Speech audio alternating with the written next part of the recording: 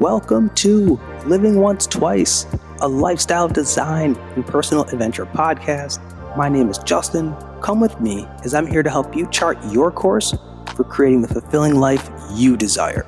Join me as every Wednesday we'll dive into the inspiring guest stories, remarkable science, and useful strategies to help you create the momentum you need to take action towards designing your dream life. Remember, your dream life is waiting for you. It's time to go for it. You deserve it.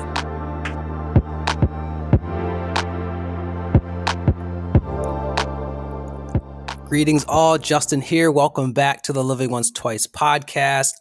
Before we jump into today's episode, I just want to be sure to encourage you to follow us again on Instagram at Living Once Twice if you haven't already, where I'll be posting more insight, inspiration on upcoming episodes.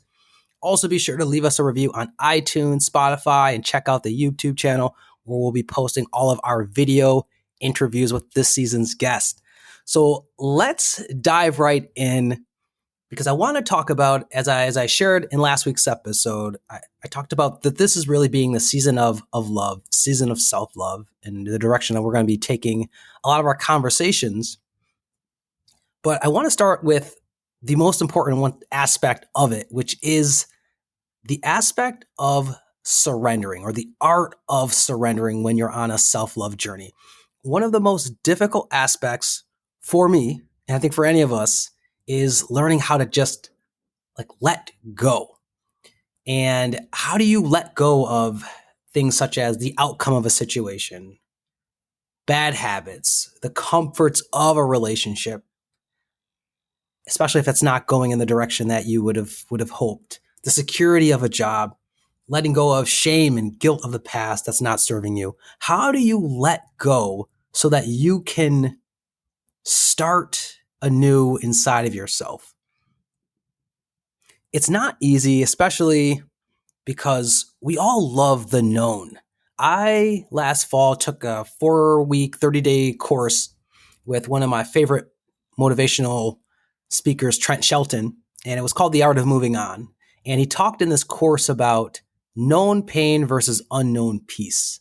And he said that you can't heal by standing in the pain. And he continued to say that within the unknown, you are one choice away from a new life, a new beginning, but it all starts with accepting and acknowledging the current reality, committing to not going back in the direction of that pain, that known pain, and really understanding that in your unknown peace, even if you don't know that first step, that is the step in the direction that you need to go.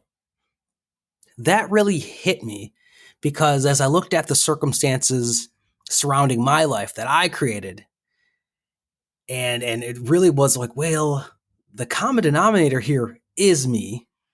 I know the known pain that I've created with my situation, and the unknown piece is going to be found in my failure to go inward, but in my need to go in that direction.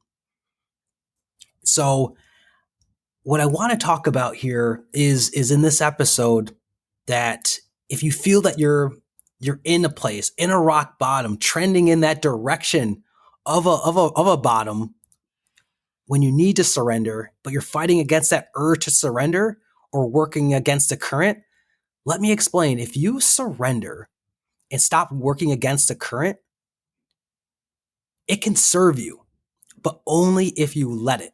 And while I'm still going through my own season of surrender here, I do want to offer 5 pivotal things that have helped me in this self-love journey to lean into, and like I said, really go inward and confront the pain that was necessary to start anew within myself so that I could begin to create really a second chance at life. And these 5 things that I'm going to share, they're in no particular order, but the first thing, when it all falls apart and you need to rebuild yourself from the rock bottom up, is the first thing that I had to do and learn how to do was I had to learn how to sober myself from distractions. As I mentioned in last week's episode, for the longest time, I did not want to sit with any uncomfortable feelings, no matter what it was. Pain, shame, guilt, none of that. I didn't even want to sit with the acknowledgement of wrongdoing on my part. So I had taught myself how to self-soothe through relationships, sex, social media, TV, food, outside validation from anything. And when I think about all of that, it's like, boy, Solange Knowles was right. In Cranes in the Sky, you really can't delegate your healing by drowning yourself in various passions and pleasures. It just doesn't work. It won't work long term. And honestly, it digs us a deeper, darker hole of sadness, of depression, of self-hatred. And so I had to, in my rock bottom, consciously start detoxing and eliminating these unhealthy vices by working on not turning towards them, which is something I was so accustomed and so programmed to do. And with that being said, this is not easy. Any of you know when you try to break away from anything that you have found comfort in or a habit that you are trying to break, it's not easy. And for myself, I definitely took a few detours, but there was something interesting that started to happen, whether it would be, I think about it like 60 days, 90 days, 6 months in. Even though my brain would be triggered or my body would be triggered to want to turn back when the uncomfortable pain, emotion, or tension would arise, I was becoming more aware to then question that impulse. And eventually, and once again, work in progress, develop enough strength inside of myself, awareness inside of myself to challenge that impulse and become stronger to either replace it with something healthier or really learn how to just be still and learn how to greet the impulse and emotion with love, compassion, recognizing like, okay, this did serve me as a form of protection, but I no longer need that distraction, that pleasure, that passion to protect me. I can be still with the emotion and I can explore it. Once again, I am nowhere out of the clear. I'm sure this is going to be a lifetime ride for me, but there is more wholeness now versus turning to unhealthy distractions to fill the void of self-love that did not exist inside of me. The second thing that I needed to do in order to rebuild in a season of a rock bottom when it all falls apart is learning how to recommit to healing through self-awareness. Now, because I had finally worked on the whole detoxing from distraction, I was finally ready to start working on clearing out my own clouds of confusion and confronting my own toxic self-sabotaging behaviors. And it started with recommitting to developing self-awareness. And being at rock bottom, this meant really asking for help via individual therapy, group therapy, but then also doing some deeper learning into the darker shadow areas of myself that I for so long was avoiding. And it was uncomfortable. It was uncomfortable to learn about my attachment style. It was uncomfortable to learn about narcissism. It was uncomfortable to learn about love, to sit here with a book and read about love and see I was not showing up at all for myself or others in a loving way, learning about boundaries and having to sit with all of those unhealthy behaviors that I was acting out. But what I realized was the more uncomfortable it was, the better it was, because the self-awareness piece was going to be the only route to remolding my foundation from a place of greater understanding and mindfulness, which is what I was lacking.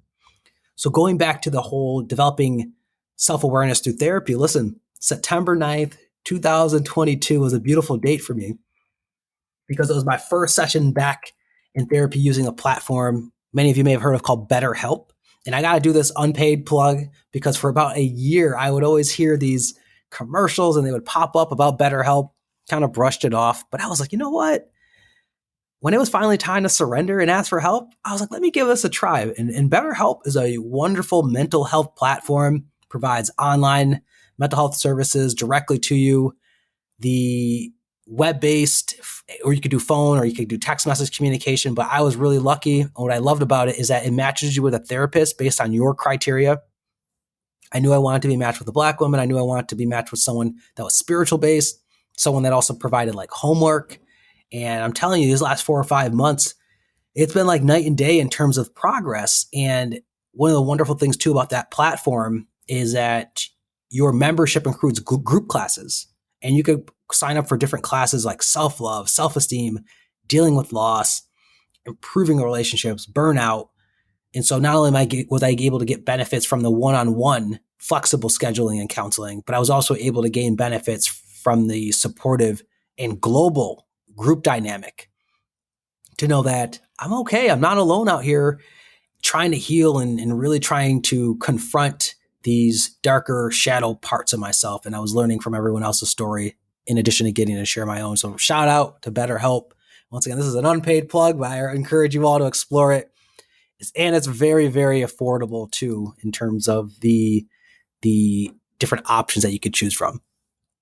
But that was, once again, another huge pivotal part of me of recommitting to self-awareness in a new way. And with that recommitment, it brings me to the third thing that I want to offer in terms of building yourself back up when it all falls apart and you're in that season of a rock bottom. And the third thing I like to offer that I had to do in my self-love journey was I had to work on establishing a new set of standards, a new foundation of standards. Because as I reflected, when you hit rock bottom, you got a lot of opportunity for reflection. To be honest, as I reflect on that hole that I dug myself into, I ended up on that road because I didn't establish healthy standards, healthy boundaries, healthy limits inside of myself to keep me from veering off the road. I was impulsive. I was preoccupied with needing outside validation and really not honoring the integrity deep inside of myself, or really having any integrity deep inside myself. So the blessing of that rock bottom was a chance for character development. It could serve as a chance for character development to, for me, review and establish a healthy definition of what love is, what peace is, what friendship is, what it means to honor that and live in integrity with that. Because once again, I didn't have a healthy sense of self.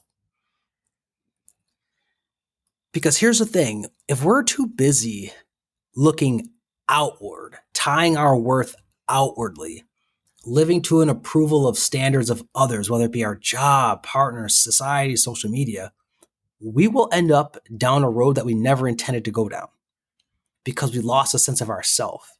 And that leads us to saying yes when we want to say no, accepting or allowing behaviors that are unacceptable, burning ourselves out in admiration of people and things that won't be looking out for our best interest. And if and when you do that, and when you finally do come to your senses, you will likely be bruised, brokenhearted, and further away from yourself than when we began the process.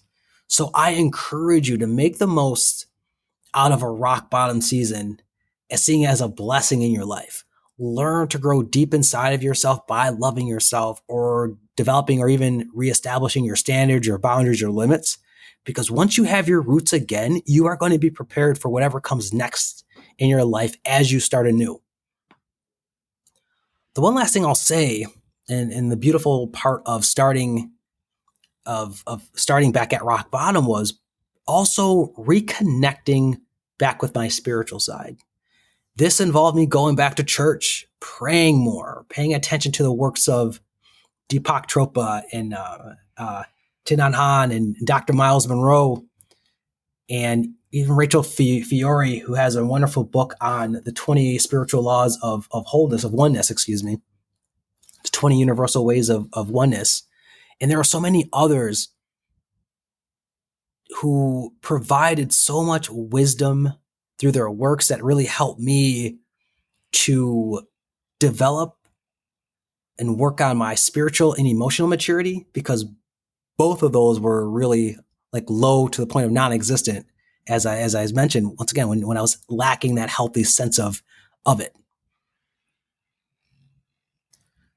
So the fourth thing that I had to do during my season of being rock bottom and building myself back up when it all fell apart was I had to learn how to make amends. And when I think about the unhealthy foundation I had, one of the struggles that I had to work through was learning how to own these parts of myself and accepting the outcomes and the consequences of those behaviors. And then do that work to make amends while healing to ensure that I could show up now as a healthier, as a more conscious person across all areas of my life. Essentially, learning how to give death to the old while rebirthing a new, and at the same time acknowledging and accepting the responsibilities of the past. And that's a critical piece to this is responsibility. Taking responsibility, no excuses, and we have to accept and acknowledge what happened, the impact that it had on others. And that's important in order to move on and to move forward in a rock bottom season. And it can be also difficult because you can't change what happened in the past. You can't unring those bells. But so often too, why it could be hard is we can look to the past to blame something on the outside. We could become defensive about it, even minimize the impact that we had instead of pointing the finger at ourselves. And then this approach, as we know, it's not productive. It's not healing. And it really isn't healing to anyone, including someone else, if we hurt them and negatively impacted them. So as we take responsibility and work on making amends, and if it is someone else that you've hurt, it's really up to them whether they accept that amends or want to make amends, as they got to prioritize their healing and their wellness. But you have to be able to make amends on a more important level with yourself. You have to be able to go inwards. And that's what I had to do. I had to go inwards and understand that I needed to learn from the choices that I made and learn how to do better as I started anew. And I love what Dr. Michelle Daff says is it's important. You can't, when it comes to self-forgiveness, you have to make amends by, it doesn't mean that you are forgiving what happened, or you're saying what happened was right, but you're showing compassion and you're making peace with that past version of yourself so that you can really move forward and once again, start anew.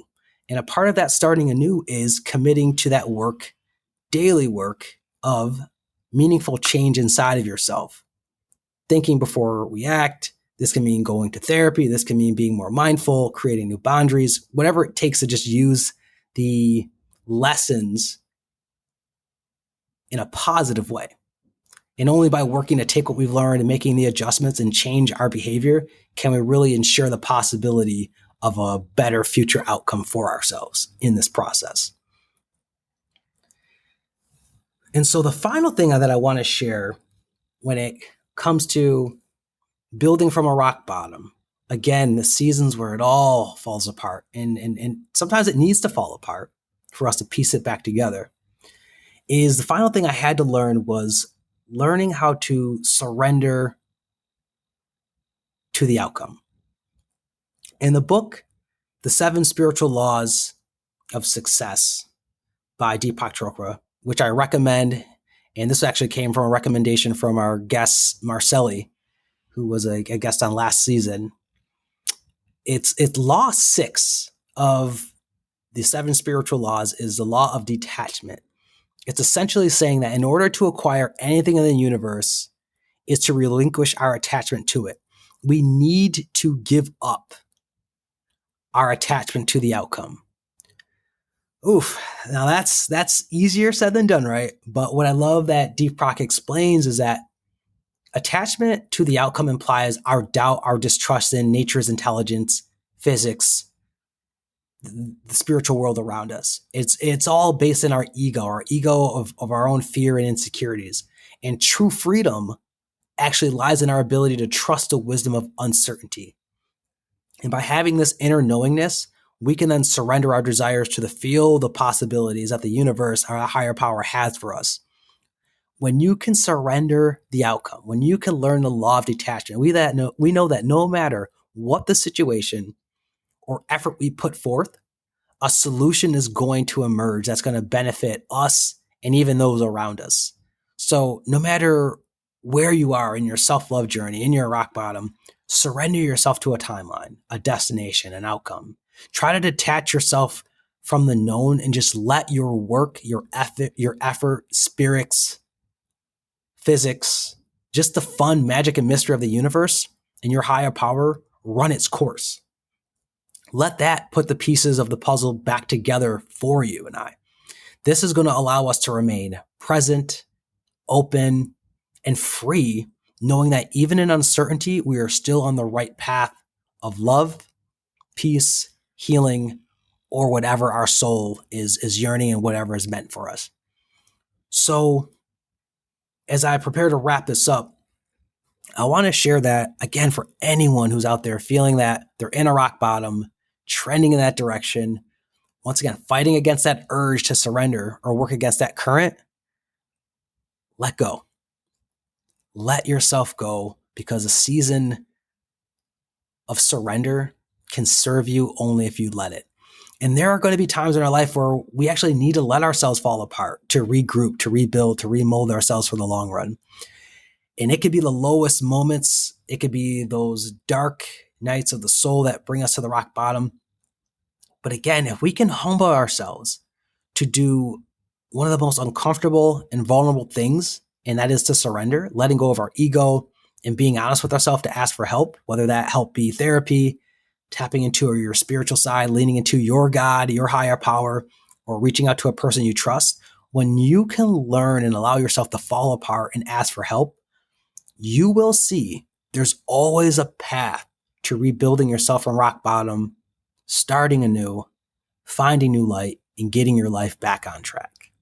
And perhaps it becomes a wake-up call you needed. Perhaps it pivots you in a different direction, a new direction, or it helps you become a stronger and healthier version of yourself. But again, it can serve you only if you let it. So that is it for today's show. I thank you again for your presence and tuning in. If you enjoyed this episode, please show your support by sharing the Living Once Twice podcast, Instagram, LinkedIn, or wherever, leaving us a review on iTunes, Spotify, and YouTube. And also be sure to follow us on Instagram at Living Once Twice for more content updates, reaching out to you all through the time and the space that separates us to say, remember, your dream life is waiting for you. It's time to go for it. You deserve it. Catch you later on Living Once Twice.